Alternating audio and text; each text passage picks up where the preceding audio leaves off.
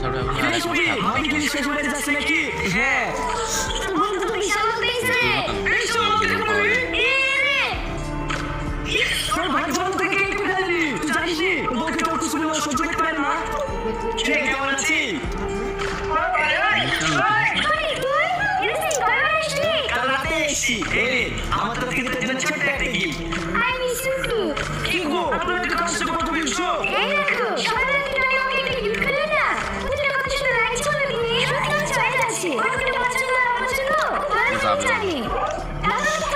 তুই বসো আমি এক্ষুনি আসছি এখন একটা শ্বশুর বাড়ি থেকে তুই পুতুল নিয়ে এসেছি তোর কি মাথা ব্যথা খারাপ হয়ে গেছে কাল সকালে আসিস না এক্ষুনি লাগবে ফেলে দিলাম একটু সামনে। তুই